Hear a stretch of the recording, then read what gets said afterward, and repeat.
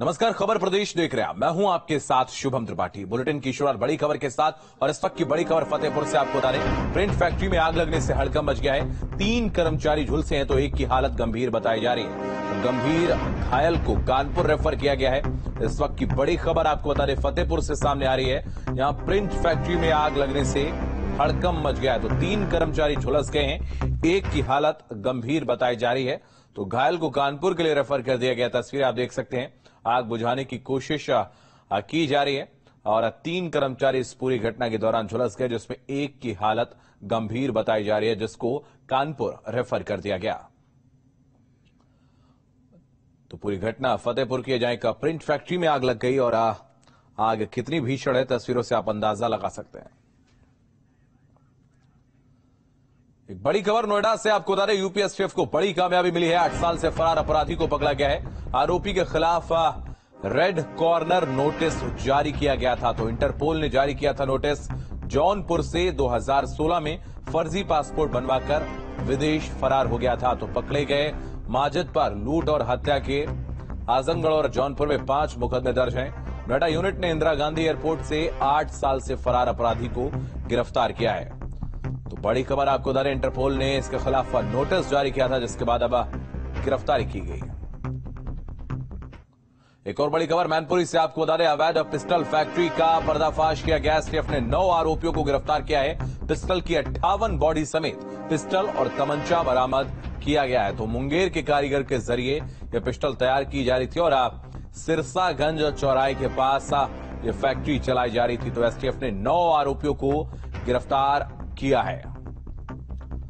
तो अवैध pistol factory का पर्दाफाश हुआ है मैनपुरी में, आपको बता दें, और इस दौरान 9 लोगों को गिरफ्तार किया गया।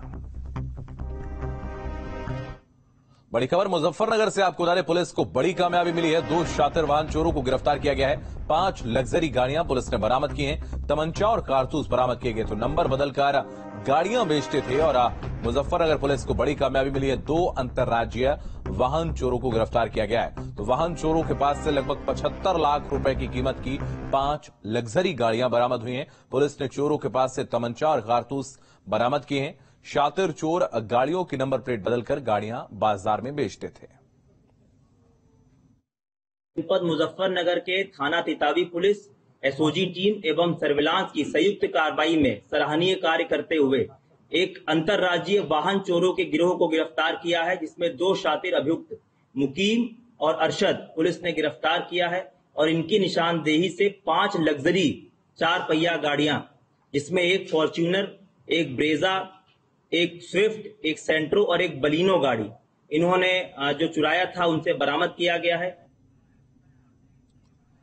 एक बड़ी खबर बदायूं से आपको बता दें, तेज बारिश की वजह से मकान पर पेड़ गिरा है और पेड़ गिरने से मकान क्षतिग्रस्त हो गया तो कांग्रेस नेता प्रवीण आजाद की कोठी पर यह पेड़ गिरा है। घटना सिविल लाइन थाना क्षेत्र के माल गोदाम रोड की है तो तेज बारिश की वजह से मकान पर पेड़ गिर गया। इस वक्त की बड़ी खबर आपको बता दें और पेड़ गिरने से मकान क्षतिग्रस्त हो गया है तो बदायूं की तस्वीरें हैं। तस्वीरें आप देख सकते हैं जहां पर एक मकान पर यह पेड़ गिर गया है और कांग्रेस नेता प्रवीण आजाद की कोठी पर यह पेड़ गिरा है, जिससे मकान भी क्षतिग्रस्त हुआ है और तेज बारिश की वजह से यह पूरा हादसा हुआ है। तस्वीरें आप देख सकते हैं, बदायूं की ये तस्वीरें।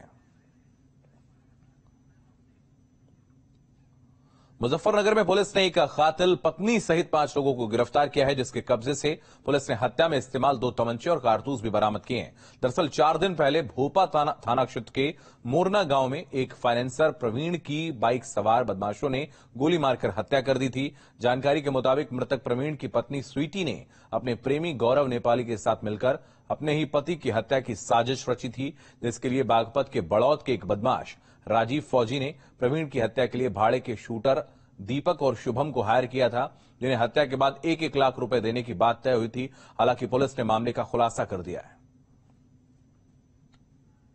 इस घटना को अत्यंत गंभीरता से लेते हुए कई टीमों का इसमें लगाया गया था इसका सफल अनावरण करने के लिए, जिनकी कड़ी मेहनत और अथक प्रयास के उपरांत आज इस घटना का खुलासा हुआ है और 5 आरोपी इसमें गिरफ्तार किए गए हैं। इस घटना में जो मुख्य आरोपी है वो मृतक प्रवीण की पत्नी है स्वीटी, और पूछताछ में इस प्रकार के तथ्य संज्ञान में आए हैं कि स्वीटी से मृतक का पिछले करीब 2 सालों से विवाद चल रहा था, दोनों अलग रह रहे थे। बस्ती में रेप की धमकी मिलने पर किशोरी ने फांसी लगाकर आत्महत्या कर ली। किशोरी की आत्महत्या के बाद पुलिस पर सवालिया निशान खड़े हो रहे हैं। क्या है पूरा मामला, हमारी खास रिपोर्ट में देखिए। खुदकुशी से पहले का वीडियो वायरल। मैं आज के बाद आप मेरे से शायद कभी नहीं मिल पाऊंगी। मेरी लास्ट वीडियो है। रेप की धमकी का गंभीर आरोप। किशोरी की मौत के बाद उठे सवाल। मैं आज के बाद आप मेरे से शायद कभी नहीं मिल पाऊंगी। मेरी लास्ट वीडियो है। बस्ती में महिला सुरक्षा को लेकर पुलिस के सारे दावे फेल नजर आ रहे हैं। रेप की धमकी से डरी किशोरी ने फेसबुक पर पोस्ट डालने के बाद फांसी लगाकर खुदकुशी कर ली। दावा किया जा रहा है कि सुसाइड से पहले किशोरी ने रेप की धमकी के बारे में पुलिस को खबर भी दी थी। मुझसे जान से मारने की धमकी दे रहे हैं। मम्मी उनकी जिंदगी तो डिजाइन बना रही है। कुछ भी समझ नहीं आ रहा मैं क्या करूं। मेरे दिल में आ रहा कि मैं आत्महत्या करूं। मैं आज के बाद आप मेरे से शायद कभी नहीं मिल पाऊंगी। मेरी लास्ट वीडियो है। बस मैं चाहूंगी कि मुझे इंसाफ मिले, बस ऐसे ज्यादा कुछ नहीं। खाकी पर एक और दाग। दावा किया जा रहा है कि पुलिस के लचर रवैये ने एक किशोरी की जान ले ली। अगर वक्त रहते पुलिस सही कदम उठाती तो आज परिणाम कुछ और होता। किशोरी के सुसाइड करने के बाद पुलिस अपने रटे रटाए अंदाज में बयान दे रही है। आप मेरे से शायद कभी नहीं मिल पाऊंगी। मेरी लास्ट वीडियो है। कमरे के अंदर अपने दुपट्टे से पंखे में फंदा बनाकर सुसाइड कर लिया, जिसके संबंध में सूचना मिलने पर थाना छावनी की पुलिस तत्काल मौके पर पहुंची और मृतका के शव को नियमानुसार पंचायतनामा करने के बाद पोस्टमार्टम हेतु भेजा गया। पोस्टमार्टम की जो रिपोर्ट है उसमें मृतका की मृत्यु का कारण एंटी मार्टम हैंगिंग आया है। किशोरी महज 2 दिन पहले दिल्ली से अपने गांव लौटी थी, तभी से उसे धमकियां मिल रही थी। मोनिका के पिता ने गांव के एक युवक पर रेप की धमकी देने का गंभीर आरोप लगाया। बस्ती से काशिफ समर की रिपोर्ट, न्यूज स्टेट।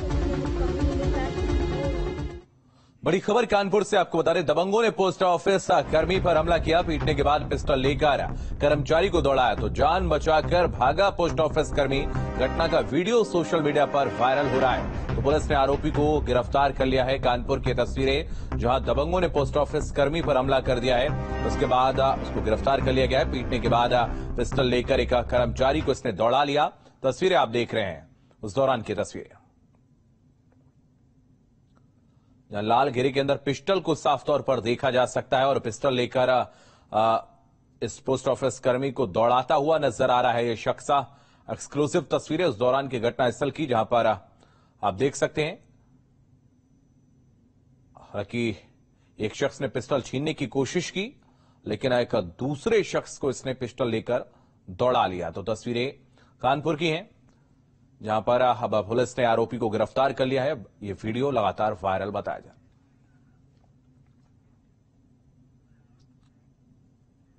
एक और बड़ी खबर आगरा से आपको बता दें, निर्माणाधीन इमारत से एक मजदूर गिर गया। मजदूर की मौके पर ही मौत हो गई है। जेसीबी से निकाला गया शव। तो लकावली फतेहाबाद रोड का यह मृतक रहने वाला था।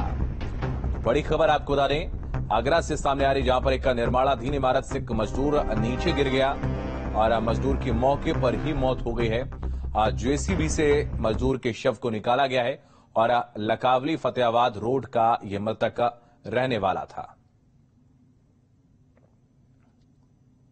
तो ये वो बिल्डिंग है, वो इमारत है जहां से ये शख्स नीचे गिरा है और तस्वीरें आप देख सकते हैं।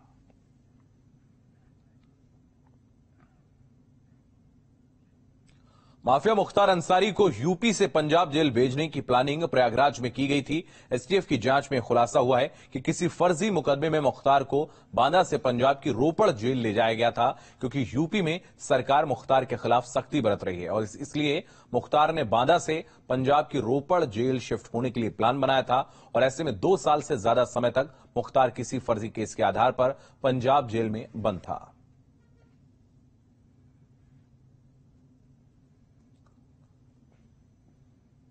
तो रोपड़ जेल जाने के लिए यह धमकी दी गई थी और प्रयागराज से एक एक्टिव सिम खरीदा गया था। यूपी एसटीएफ की जांच में यह खुलासा हुआ है। बांदा जेल से पंजाब के एक बिल्डर को धमकी दी गई थी और योगी के डर से ऐसा किया गया था। तो बांदा जेल से पंजाब के एक बिल्डर को धमकी दी गई थी, प्रयागराज से एक एक्टिव सिम खरीदा गया था और यूपी एसटीएफ की जांच में यह खुलासा हुआ है।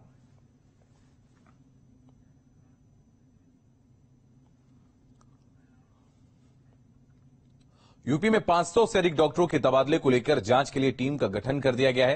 दरअसल डॉक्टरों के तबादले की शिकायत पीएमएस संघ के पास आने के बाद इसकी जांच के लिए 5 सदस्यीय टीम का गठन किया गया है और इस पूरे मामले को तत्कालीन डीजी हेल्थ वेदव्रत सिंह पर ट्रांसफर में गड़बड़ी का आरोप लगा था और इस पूरे मामले में डिप्टी सीएम और स्वास्थ्य मंत्री ब्रजेश पाठक ने एसीएस हेल्थ अमित मोहन प्रसाद से जवाब मांगा था।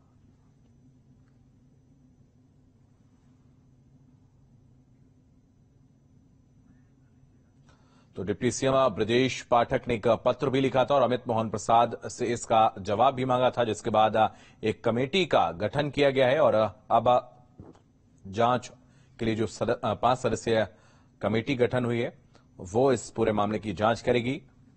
उप मुख्यमंत्री ब्रजेश पाठक ने इस पर सवाल खड़े किए थे। एक बड़ी खबर उन्नाव से आपको बता दें, साक्षी महाराज का बयान, हिंदुओं के आर्थिक बहिष्कार पर दिया बयान। तो हिंदुओं ने बहिष्कार किया तो मुश्किल होगी, इस वक्त की बड़ी खबर आपको बता दें। बड़ी खबर उन्नाव से सामने आ रही है जहां पर साक्षी महाराज का बयान सामने आया है। हिंदुओं के आर्थिक बहिष्कार पर बयान दिया है। अगर हिंदुओं ने बहिष्कार किया तो मुश्किल हो जाएगी, ऐसा साक्षी महाराज ने कहा है। तो अपने बयानों को लेकर अक्सर चर्चित रहते हैं साक्षी महाराज और उनका एक और बयान सामने आया है। उन्नाव से सांसद हैं साक्षी महाराज और उन्होंने कहा कि हिंदुओं ने अगर आर्थिक बहिष्कार किया तो मुश्किल होगी।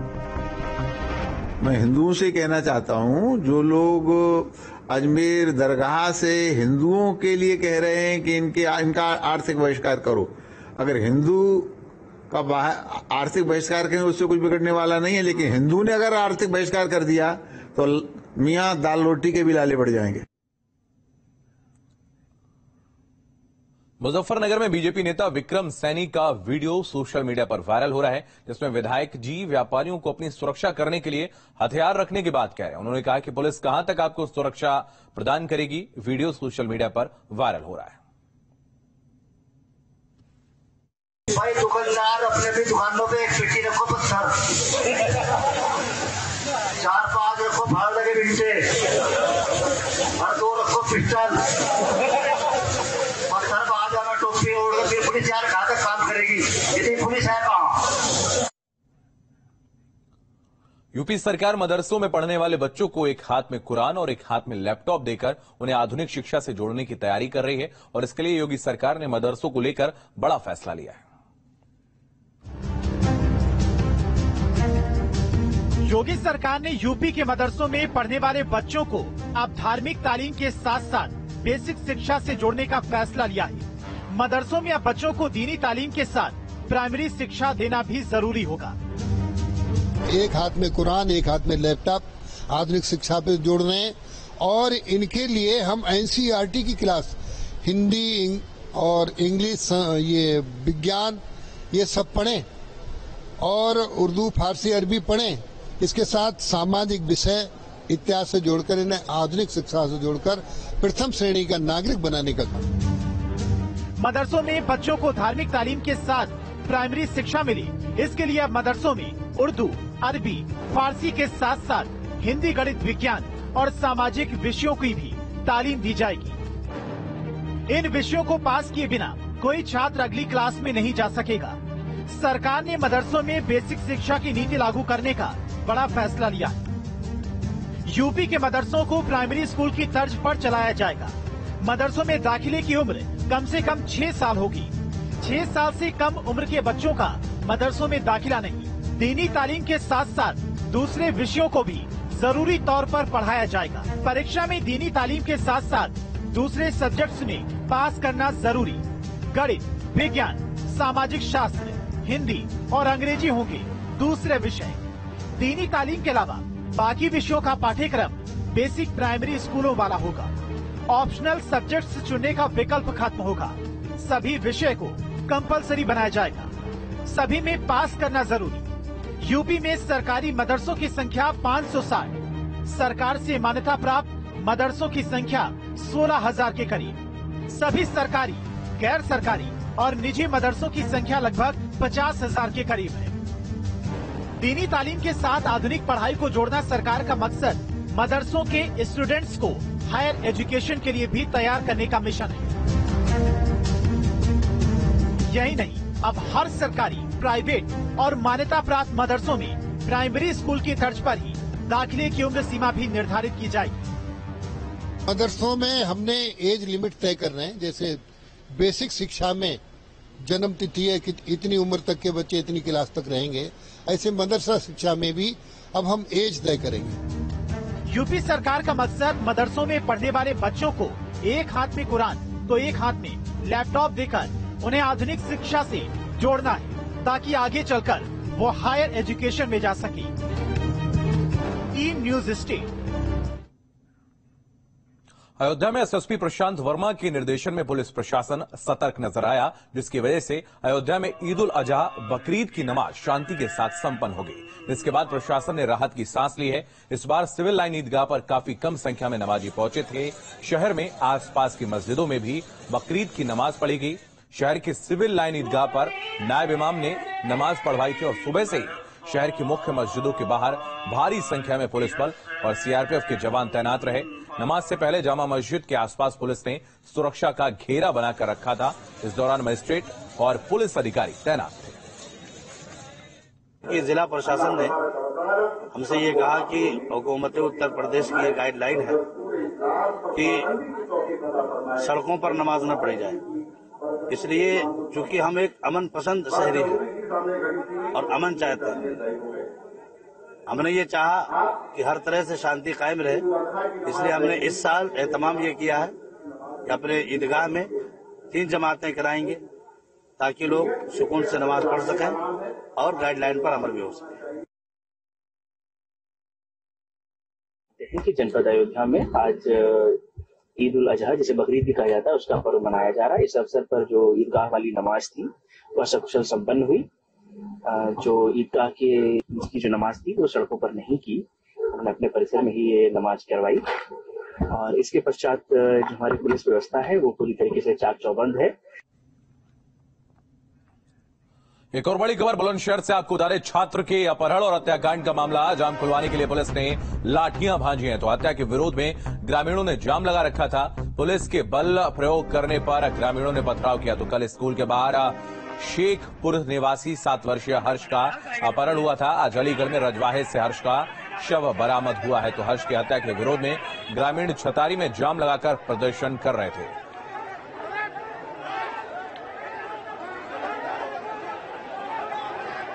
सड़क को जाम कर रखा था इन लोगों ने। इसके बाद पुलिस प्रशासन ने बल प्रयोग करके सड़क को खाली करवाया। ग्रामीणों ने सुबह से ही इस पर जाम लगा रखा था। एक्सक्लूसिव तस्वीरें बुलंदशहर की आप देख रहे हैं, जहां जाम खुलवाने के लिए पुलिस ने लाठियां भांजी हैं और जाम को खुलवाया गया। इस पूरे सड़क मार्ग को सुबह से ही इन प्रदर्शनकारियों ने बाधित कर रखा था। पुलिस का एक सिपाही भी इस दौरान पत्थर लगने से घायल हुआ।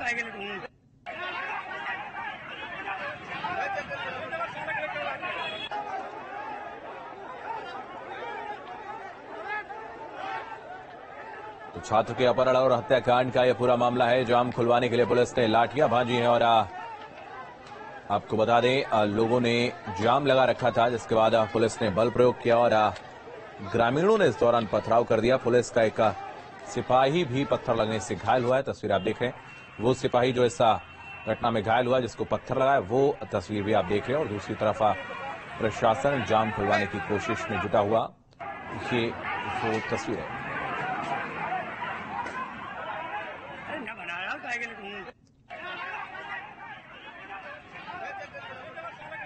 यतीन शर्मा हमारे सहयोगी अधिक जानकारी के लिए इस वक्त हमारे साथ जुड़ रहे हैं। यतीन, क्या कुछ अपडेट है आपके पास? बिल्कुल, देखिए बुलंदशहर में कल ये छात्रा का अपहरण होता है। अपहरण के बाद आज उसका शव बरामद होता है, जिसके बाद उसके परिजन और ग्रामीणों ने हाईवे जाम कर दिया था और थाने चौकी पर भी हंगामा किया था।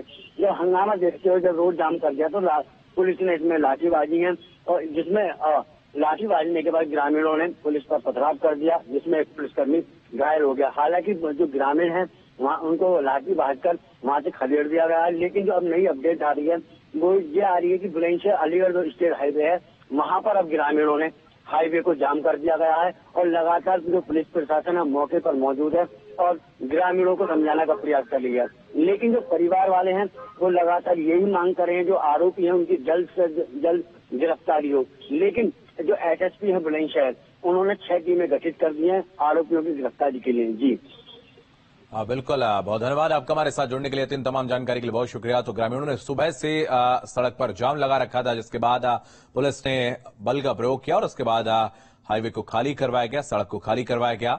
और पहले छात्र का अपहरण हुआ था और उसके बाद हत्या कर दी गई थी।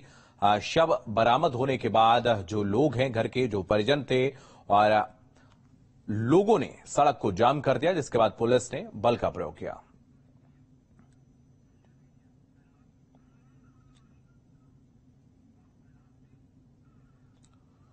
सोशल मीडिया में सीएम योगी और अखिलेश यादव की एक तस्वीर वायरल हो रही है। इस तस्वीर में सीएम योगी और अखिलेश यादव साथ दिखते नजर आ रहे हैं। ये तस्वीरें उस दौरान की जब मुलायम सिंह की पत्नी को श्रद्धांजलि देने के लिए सीएम योगी मुलायम सिंह यादव के आवास पर पहुंचे थे। तो तस्वीर में आप देख सकते हैं मुख्यमंत्री योगी आदित्यनाथ नजर आ रहे हैं, उनके साथ में पूर्व मुख्यमंत्री अखिलेश यादव नजर आ रहे हैं और यह तस्वीर सोशल मीडिया पर वायरल हो रही है। तस्वीर उस दौरान की है जब साधना यादव, जो कि मुलायम सिंह यादव की पत्नी है, उनका निधन हो गया था और योगी आदित्यनाथ उनके घर में श्रद्धांजलि उनको देने के लिए पहुंचे थे और अखिलेश यादव उसी दौरान मुख्यमंत्री से रूबरू हुए हैं और उसके बाद उनके बात करने के दौरान की तस्वीर अब सोशल मीडिया पर लगातार वायरल हो रही है। तो एक्सक्लूसिव तस्वीर उस दौरान की जब मुख्यमंत्री पूर्व मुख्यमंत्री से मिले, रूबरू हुए, यह तस्वीर उस दौरान कैमरे में कैद हो गई। तो एक साथ नजर आए सीएम योगी आदित्यनाथ और अखिलेश यादव। लखनऊ में मुलायम सिंह यादव की पत्नी साधना यादव का अंतिम संस्कार किया गया और इससे पहले मुलायम सिंह के आवास पर पहुंचे सीएम योगी सहित बीजेपी के दिग्गज नेताओं ने भी श्रद्धांजलि दी। तो तस्वीरें आप देख रहे हैं, मुख्यमंत्री श्रद्धांजलि देने के लिए पहुंचे। दूसरी तस्वीर में डिप्टी सीएम भी श्रद्धांजलि देने के लिए पहुंचे हैं और पंचतत्व में विलीन जो मध्य में तस्वीर आप देख रहे हैं उसमें मुखाग्नि देने के दौरान की तस्वीर है। परिवार अंतिम विदाई देता नजर आ रहा है। शिवपाल यादव भी उस तस्वीर में नजर आ रहे हैं और कई दिग्गज जो है वो श्रद्धांजलि देने के लिए पहुंचे थे। संजय निषाद भी इस तस्वीर में नजर आ रहे हैं।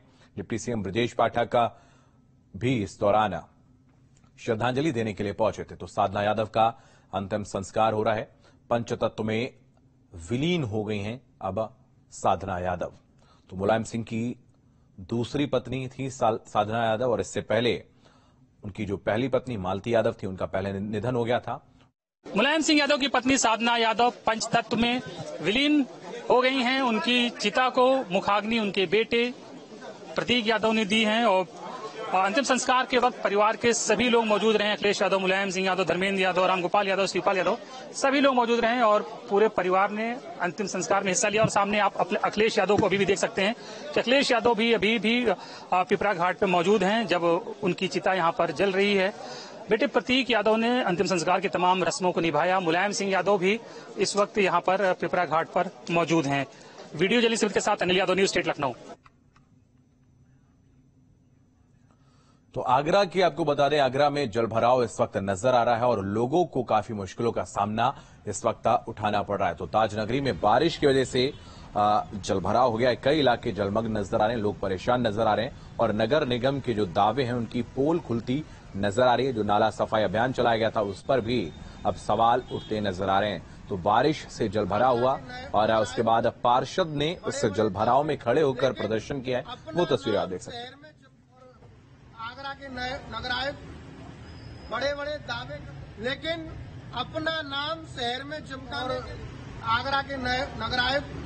तो बारिश से जलभराव और पार्षद का प्रदर्शन, ये दो तस्वीरें आप देख रहे हैं। पानी में खड़े होकर पार्षद ने प्रदर्शन किया है और नगर निगम के दावों की जो पोल है वो खुलती हुई नजर आ रही है। जिस तरीके से ये जलभराव नजर आ रहा है, ये सड़क नहीं बल्कि कोई तालाब नजर आ रहा है, एक नहर की तरह ये तस्वीर नजर आ रही है। तो बड़े पैमाने पर यहां पर जलभराव हुआ है और शहर में ऐसी कई सड़कें हैं जहां पर जलभराव नजर आ रहा है। पार्षदों ने इस दौरान प्रदर्शन किया है। ताजनगरी में बारिश से अब हाल बेहाल नजर आ रहे हैं।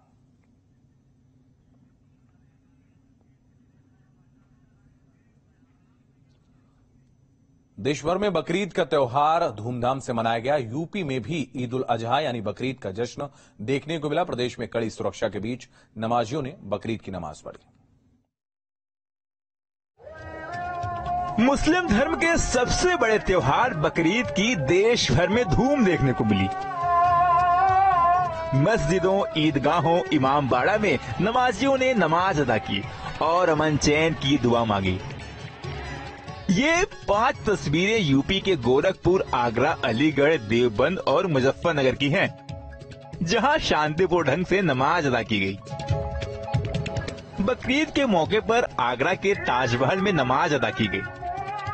इस बीच सुबह 10 बजे तक ताजमहल में फ्री एंट्री होने से यहां पर्यटकों की भारी भीड़ देखने को मिली। बड़ी संख्या में लोग ताज का दीदार करने पहुंचे। गोरखपुर में ईद उल अजहा पर ईदगाह में अमन और शांति के साथ नमाज पढ़ी गई और देश की शांति, आपसी सौहार्द के साथ त्योहार मनाने की दुआ कराई गई। इस दौरान नमाजियों ने गले लगकर एक दूसरे को बकरीद की बधाई दी। खबर प्रदेश में फिलहाल इतना ही। आप लगातार बने रहिए न्यूज स्टेट के साथ।